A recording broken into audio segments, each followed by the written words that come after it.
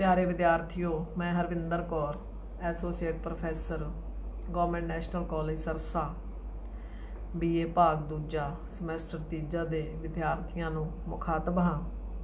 ਪਿਆਰੇ ਵਿਦਿਆਰਥੀਓ, class room ਪੜ੍ਹਾਈ ਦਾ ਆਪਣਾ ਮਹੱਤਵ ਹੈ, ਜਿੱਥੇ ਅਸੀਂ ਤੁਹਾਡੇ ਨਾਲ ਰੂਬਰੂ ਹੁੰਦੇ ਹਾਂ ਤੇ ਤੁਸੀਂ ਵੀ ਸਾਡੇ ਰੂਬਰੂ ਹੁੰਦੇ ਹੋ। ਪਰ ਅੱਜ जो ਸਮਾਂ ਚੱਲ ਰਿਹਾ ਹੈ ਉਸ ਵਿੱਚ ऑनलाइन ਜਾਂ डिजिटल पढ़ाई ਦਾ ਆਪਣਾ ਮਹੱਤਵ ਹੈ। मैं जो भी तुहाडे नाल गल करांगी ये सोच के करांगी कि तुसी मेरे सामने हो ते जदों तुसी भी ये रिकॉर्ड लैक्चर सुनोगे तो यही समझ के सुनना कि मैं तुहानू ही मुखातब हो रही हाँ। प्यारे विद्यार्थियों, मैं अज तुहानू BA भाग दूजा ਸਮੈਸਟਰ तीजा दे पाठक्रम बारे जानकारी देवांगी। पाठक्रम विच जो पहली पुस्तक शामिल है वो है काव्य संग्रह काव्य तरंगा। इस पुस्तक विचों 20 नंबर का पेपर आवेगा।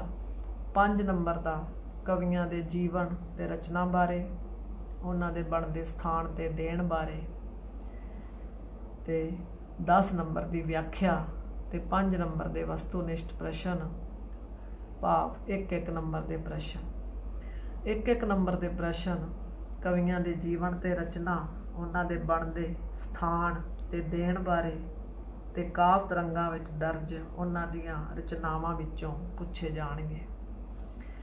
अगली पुस्तक जो पाठक्रम विच शामिल है वो है 54वां कहानी संग्रह कथा यात्रा। इस पुस्तक विचों भी 20 नंबर का पेपर आवेगा। 5 नंबर का कहानीकारां ਦਾ ਜੀਵਨ ਤੇ ਰਚਨਾ ਬਾਰੇ, ਉਹਨਾਂ ਦੇ ਬਣਦੇ ਸਥਾਨ ਤੇ ਦੇਣ ਬਾਰੇ। ਉਸ ਤੋਂ ਬਾਅਦ ਇੱਕ ਵੱਡਾ ਪ੍ਰਸ਼ਨ ਕਹਾਣੀ ਦੇ ਵਿਸ਼ੇ ਬਾਰੇ, ਪਾਤਰ ਉਸਾਰੀ ਬਾਰੇ, ਕਥਾਨਕ ਬਾਰੇ। ਇਹ 10 ਨੰਬਰ ਦਾ ਹੋਵੇਗਾ ਤੇ ਕਹਾਣੀ ਦੀ ਸਾਹਿਤਕ ਆਲੋਚਨਾ ਵੀ ਇਸ ਵਿੱਚ ਪੁੱਛੀ ਜਾ ਸਕਦੀ ਹੈ।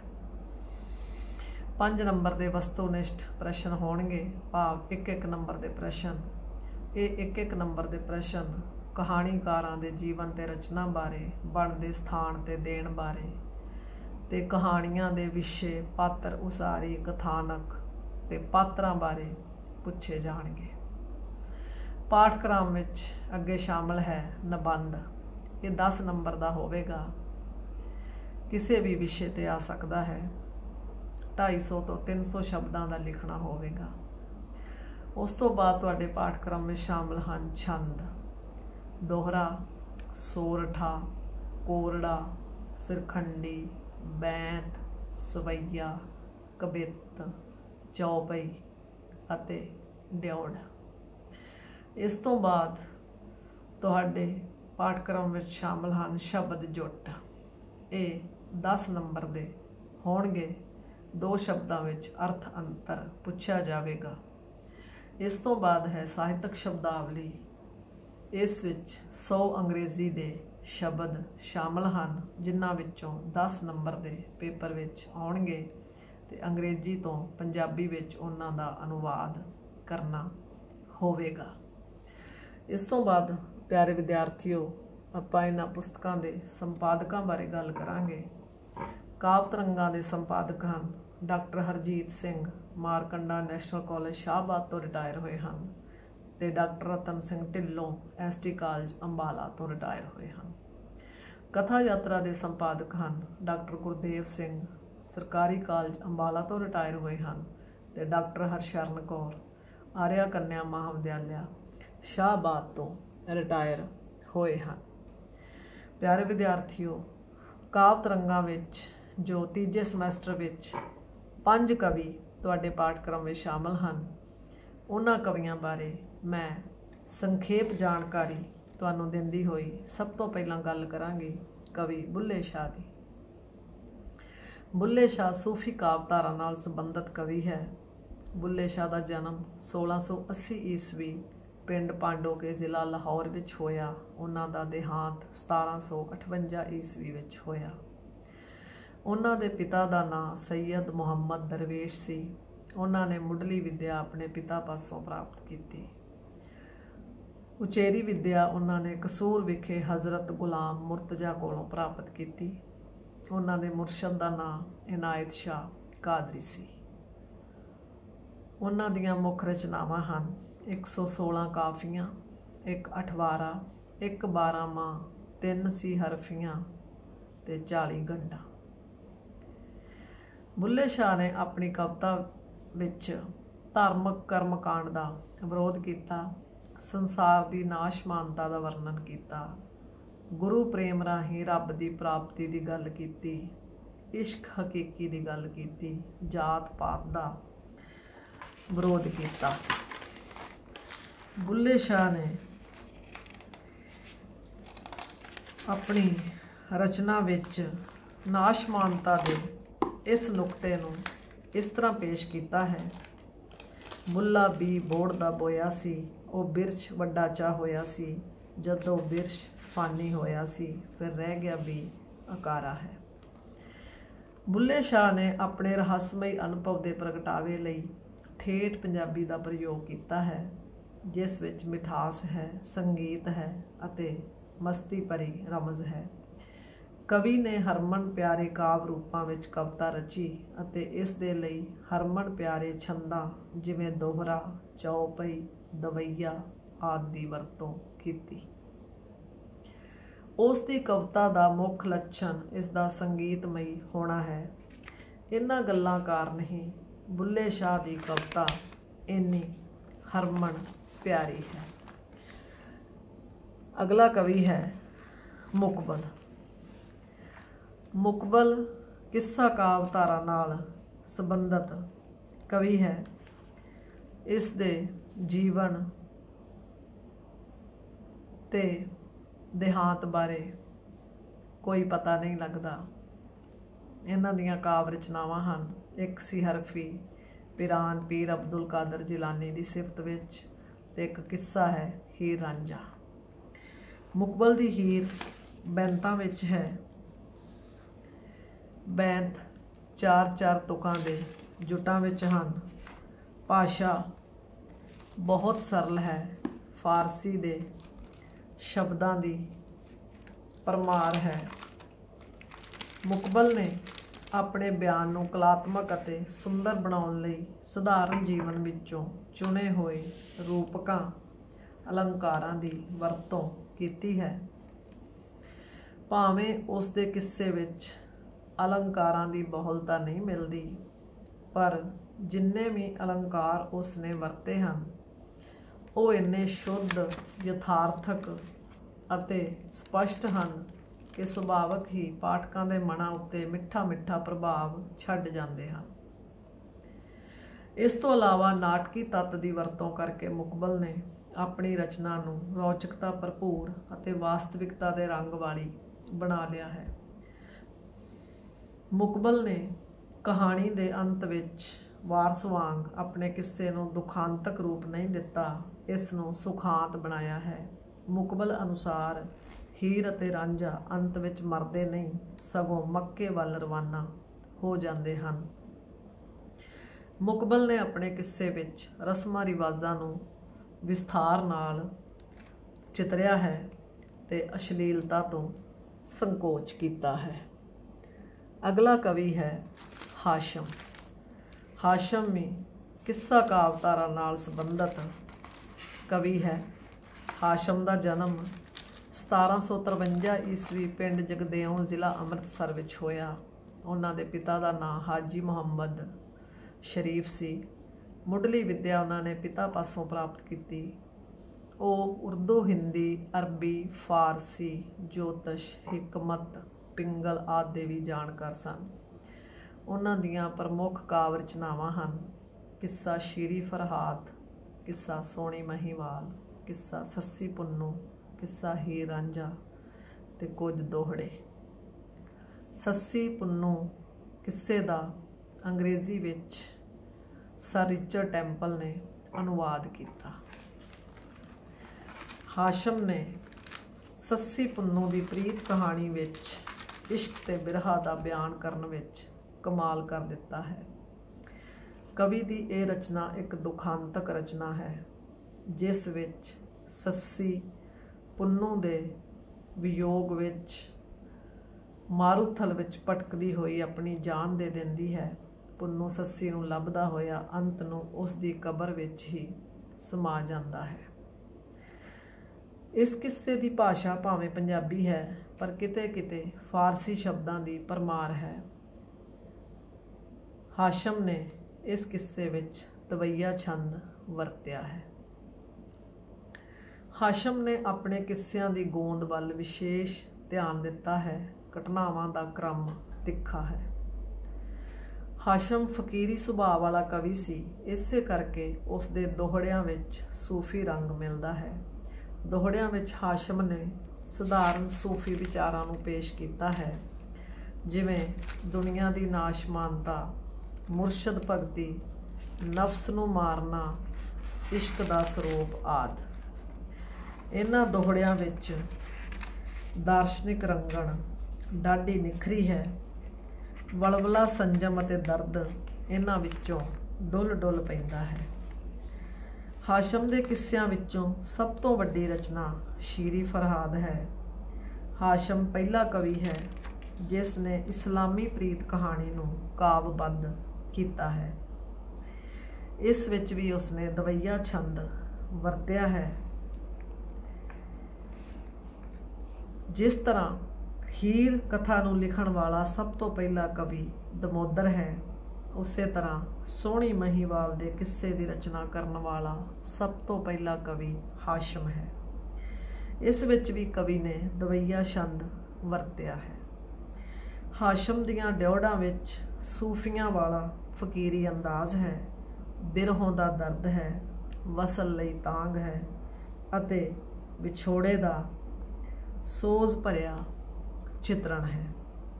हाशम ने अपने किस्सियां विच जिथे भाषा संजम तो कम लिया है, उत्थे भावां दे कलात्मक प्रगटावे लई अलंकारां दी भी प्रभावशाली वरतों कीती है। शिंगार उत्ते करुणा रस भारू है। भाव बिरहों दा चित्रण करन समय हाशम दी कला सिखर ते हुंदी है। वो कमाल दा चित्रण करता है। इस तो अगला कवि है नजाबत। नजाबत दा समा 19वीं सदी का दस्या जाता है। वो जिला शाहपुर पाकिस्तान दे मटीला हरलां दा वसनीक सी। उसकी काव्य रचना है नादर शाह दी वार। नादर शाह दी वार वीर रस का उत्तम नमूना है, जिस अंदर नजाबत ने नादर शाह वालों भारत उत्ते कीते हमले का बिरतांत पेश किया है। नजाबत वार रचन वाला एक प्रौढ़ अते उस्ताद कवि है, जिसने सब तो लंबी अते कला भरपूर वार विच वीर रस नूं अंत तक कायम रखिया है।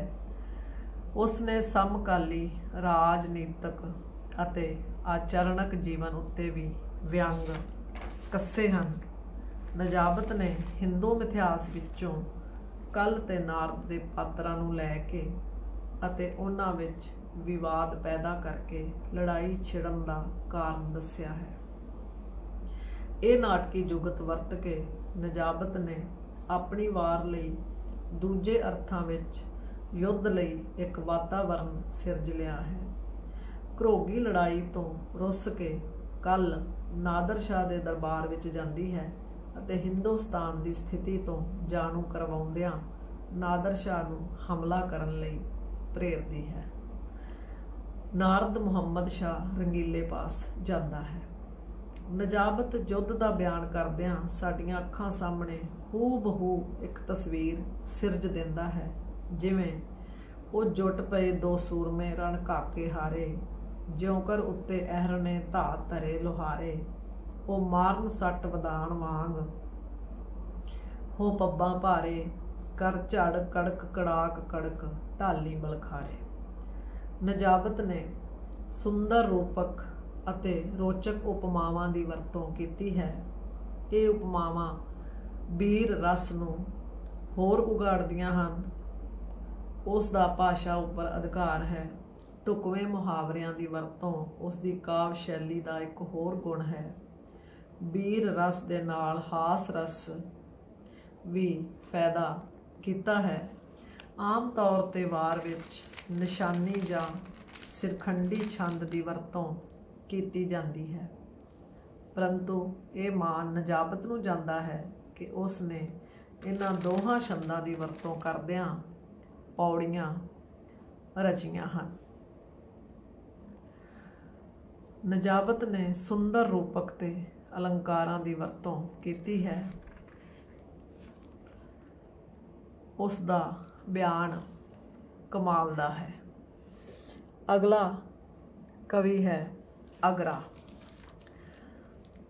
ਅਗਰਾ ਦੇ ਜਨਮ ਤੇ ਦੇਹਾਂਤ ਬਾਰੇ ਕੋਈ ਜਾਣਕਾਰੀ ਪ੍ਰਾਪਤ ਨਹੀਂ ਹੁੰਦੀ।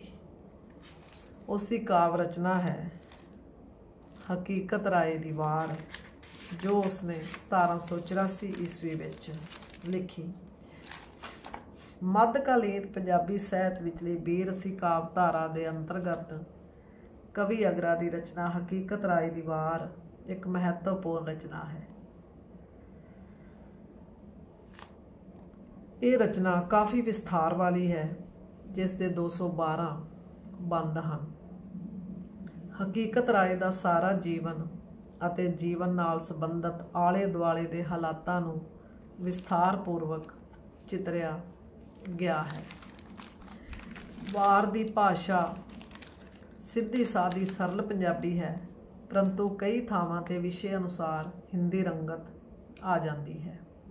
ਕਵੀ ਨੇ 4 ਤੁਕੀਏ ਬੰਦਾਂ ਦੀ ਵਰਤੋਂ ਕੀਤੀ ਹੈ। ਕਈ ਥਾਵਾਂ ਤੇ ਭਾਵ ਪ੍ਰਗਟਾਵਾ ਬੜਾ ਕਲਾਤਮਕ ਨਜ਼ਰ ਆਉਂਦਾ ਹੈ।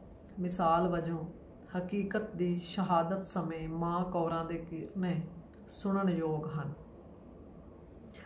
ਮਾਤਾ ਕੌਰਾਂ ਆਹ ਜੋ ਮਾਰੀ, ਛੁੱਟੇ ਨੀਰ ਪਰਨਾਲੇ, ਨਾ ਰਹਿਸੀ ਖਾਨ ਬਹਾਦਰ ਵੇ, ਨਾ ਰਹਿਣ ਅਦਾਲਤ ਵਾਲੇ, ਕਾਜ਼ੀ ਮੁੱਲਾ ਦੋਜ਼ਕ ਪੌਸਣ, ਆਤਸ਼ ਪਿੰਡਾ ਜਾਲੇ, ਵੇ ਕੁਛ ਨਹੀਂ ਦੋਸ਼ ਹਕੀਕਤ ਨੂੰ ਮਰ ਜਾਸਨ ਮਾਰਨ ਵਾਲੇ। ਕਵੀ ਨੇ ਇਸ ਵਾਰ ਵਿੱਚ ਜਿੱਥੇ ਅਲੰਕਾਰਾਂ ਦੀ ਸੁਚੱਜੀ ਵਰਤੋਂ ਕੀਤੀ ਹੈ, ਉੱਥੇ ਵਾਰਤਾਲਾਪ ਨੂੰ ਵੀ ਨਾਟਕੀ ਰੂਪ ਵਿੱਚ ਨਿਭਾਇਆ ਹੈ। ਇਸ ਰਚਨਾ ਦਾ ਜਿੰਨਾ ਮੁੱਲ ਸਾਹਿਤਕ ਹੈ, ਓਨਾ ਹੀ ਇਤਿਹਾਸਕ ਵੀ ਹੈ। ਪਿਆਰੇ ਵਿਦਿਆਰਥੀਓ, ਇਸ ਤੋਂ ਬਾਅਦ ਦੂਸਰੀ ਪੁਸਤਕ ਕਥਾ ਯਾਤਰਾ ਵਿੱਚ ਦਰਜ ਕਹਾਣੀਆਂ ਤੇ ਕਹਾਣੀਕਾਰਾਂ ਬਾਰੇ ਬਹੁਤ ਹੀ ਸੰਖੇਪ ਜਾਣਕਾਰੀ ਤੁਹਾਨੂੰ ਦੇਵਾਂਗੀ।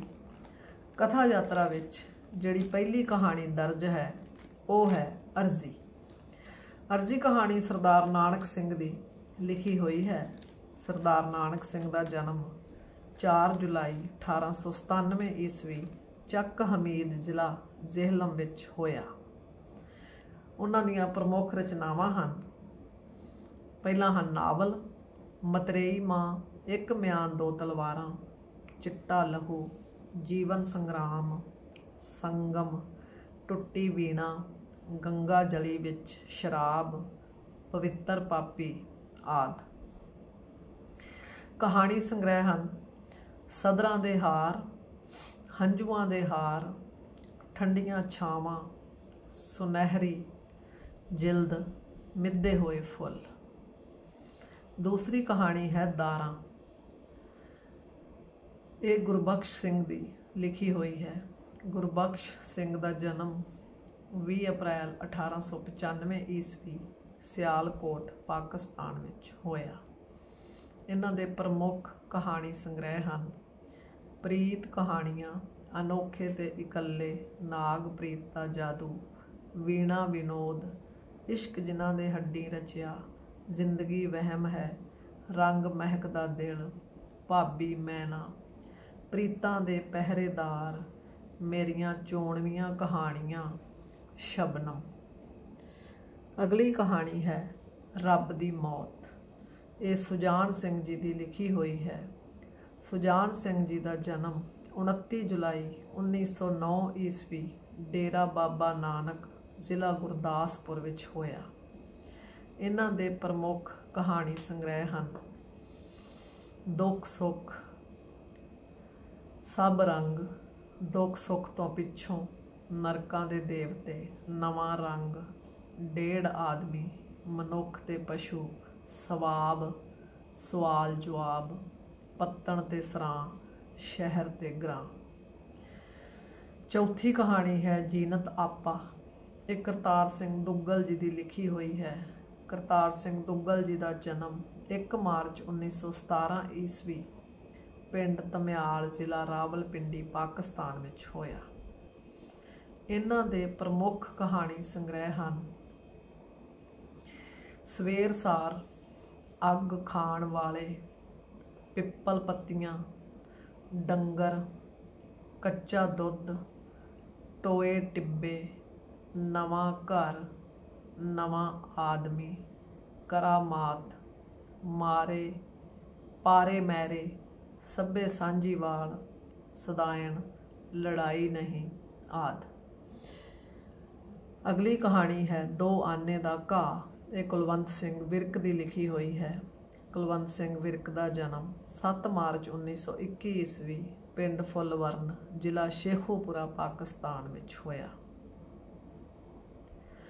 ਇਹਨਾਂ ਦੇ ਪ੍ਰਮੁੱਖ ਕਹਾਣੀ ਸੰਗ੍ਰਹਿ ਹਨ ਛਾਹ ਵੇਲਾ, ਧਰਤੀ ਤੇ ਆਕਾਸ਼, ਨਵੇਂ ਲੋਕ, ਤੂੜੀ ਦੀ ਪੰਡ, ਅਸ਼ਤਬਾਜੀ, ਏਕਸ ਕੇ ਹਮ ਬਾਰਕ, ਦੁਆਦਸ਼ੀ, ਦੁੱਧ ਦਾ ਛੱਪੜ। ਅਗਲੀ ਕਹਾਣੀ ਹੈ ਸਾਂਝੀ ਕੰਧ। ਇਹ ਕਹਾਣੀ ਸੰਤੋਖ ਸਿੰਘ ਧੀਰ ਜੀ ਦੀ ਲਿਖੀ ਹੋਈ ਹੈ। ਸੰਤੋਖ ਸਿੰਘ ਧੀਰ ਦਾ ਜਨਮ 29 ਨਵੰਬਰ 1920 ਨੂੰ ਪਿੰਡ ਡਡੇਹੜੀ ਜ਼ਿਲ੍ਹਾ ਫਤਿਹਗੜ੍ਹ ਵਿੱਚ ਹੋਇਆ।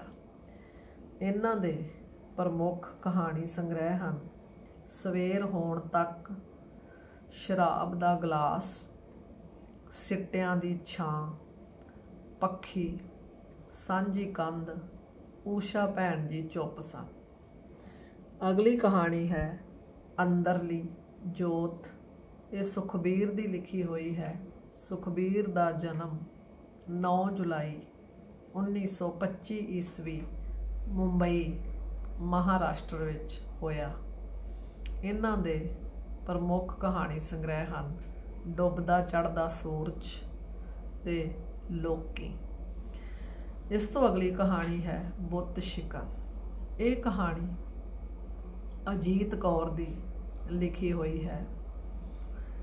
ਅਜੀਤ ਕੌਰ ਦੇ ਪ੍ਰਮੁੱਖ ਕਹਾਣੀ ਸੰਗ੍ਰਹਿ ਹਨ ਗੁਲਬਾਨੋ, ਬੁੱਤ ਸ਼ਿਕਨ, ਮਹਿਕ ਦੀ ਮੌਤ, ਧੁੱਪ ਵਾਲਾ ਸ਼ਹਿਰ, ਫਾਲਤੂ ਔਰਤ, ਸਾਵੀਆਂ ਚਿੜੀਆਂ, ਮੌਤ ਅਲੀ ਬਾਬੇ ਦੀ ਨਾ ਮਾਰੋ। ਅਗਲੀ ਕਹਾਣੀ ਹੈ ਸ਼ੇਸ਼ ਨਾਗ। ਇਹ ਰਘਬੀਰ ਢੰਡ ਦੀ ਲਿਖੀ ਹੋਈ ਹੈ। ਰਘਬੀਰ ਢੰਡ ਦੇ ਪ੍ਰਮੁੱਖ ਕਹਾਣੀ ਸੰਗ੍ਰਹਿ ਹਨ ਬੋਲੀ ਧਰਤੀ, ਉਸ ਪਾਰ, ਕਾਇਆ ਕਲਪ, ਕੁਰਸੀ, ਸ਼ਾਨੇ ਪੰਜਾਬ, ਕਾਲੀ ਨਦੀ ਦਾ ਸੇਕ। ਅਗਲੀ ਕਹਾਣੀ ਹੈ ਗੋਈ। ਇਹ ਕਹਾਣੀ ਪ੍ਰੇਮ ਪ੍ਰਕਾਸ਼ ਦੀ ਲਿਖੀ ਹੋਈ ਹੈ। ਪ੍ਰੇਮ ਪ੍ਰਕਾਸ਼ ਦਾ ਜਨਮ 26 ਜੂਨ 1932 ਈਸਵੀ ਖੰਨਾ ਜ਼ਿਲ੍ਹਾ ਲੁਧਿਆਣਾ ਵਿੱਚ ਹੋਇਆ। ਇਹਨਾਂ ਦੇ ਪ੍ਰਮੁੱਖ ਕਹਾਣੀ ਸੰਗ੍ਰਹਿ ਹਨ ਕਚਕੜੇ, ਨਜ਼ਾਮੀ, ਮੁਕਤੀ, ਕੁਝ ਅਣਕਿਹਾ ਵੀ ਸ਼ਵੇਤਾਂਬਰ ਨੇ ਕਿਹਾ ਸੀ। ਅਗਲੀ ਕਹਾਣੀ ਹੈ ਵੱਡਾ ਆਦਮੀ। ਇਹ ਕਹਾਣੀ ਅਫਜ਼ਲ ਅਹਿਸਨ ਰੰਧਾਵਾ ਦੀ ਲਿਖੀ ਹੋਈ ਹੈ। ਇਹਨਾਂ ਦੇ ਪ੍ਰਮੁੱਖ ਕਹਾਣੀ ਸੰਗ੍ਰਹਿ ਹਨ ਰੰਨ, ਤਲਵਾਰ ਅਤੇ ਘੋੜਾ, ਦਿਲ ਦਾ ਚਾਨਣ। ਅਗਲੀ ਕਹਾਣੀ ਹੈ ਕੁਰਾਹੀਆ। ਕੁਰਾਹੀਆ ਕਹਾਣੀ ਵਰਿਆਮ ਸਿੰਘ ਸੰਧੂ ਦੀ ਲਿਖੀ ਹੋਈ ਹੈ। ਵਰਿਆਮ ਸਿੰਘ ਸੰਧੂ ਦਾ ਜਨਮ 10 ਸਤੰਬਰ 1945 ਈਸਵੀ ਪਿੰਡ ਚਵਿੰਡਾ ਜ਼ਿਲ੍ਹਾ ਅੰਮ੍ਰਿਤਸਰ ਵਿੱਚ ਹੋਇਆ। ਇਹਨਾਂ ਦੇ ਪ੍ਰਮੁੱਖ ਕਹਾਣੀ ਸੰਗ੍ਰਹਿ ਹਨ ਲੋਹੇ ਦੇ ਹੱਥ, ਅੰਗ ਸੰਗ, ਭੱਜੀਆਂ ਬਾਹੀਂ ਤੇ ਕਰਵਟ, ਇੱਕ ਕਹਾਣੀਆਂ ਦੀ ਪੁਸਤਕ ਜੋ ਇਹਨਾਂ ਨੇ ਸੰਪਾਦਿਤ ਕੀਤੀ ਹੈ। ਅਗਲੀ ਕਹਾਣੀ ਹੈ ਹੁਮਸ। ਇਹ ਕਹਾਣੀ ਕਿਰਪਾਲ ਕਜ਼ਾਕ ਜੀ ਦੀ ਲਿਖੀ ਹੋਈ ਹੈ। ਕਿਰਪਾਲ ਕਜ਼ਾਕ ਜੀ ਦੇ ਪ੍ਰਮੁੱਖ ਕਹਾਣੀ ਸੰਗ੍ਰਹਿ ਹਨ ਕਾਲਾ ਇਲਮ, ਸੂਰਜਮੁਖੀ, ਪੁੱਛਦੇ ਨੇ, ਅੱਧਾ ਪੁਲ ਤੇ ਹੁਮਸ।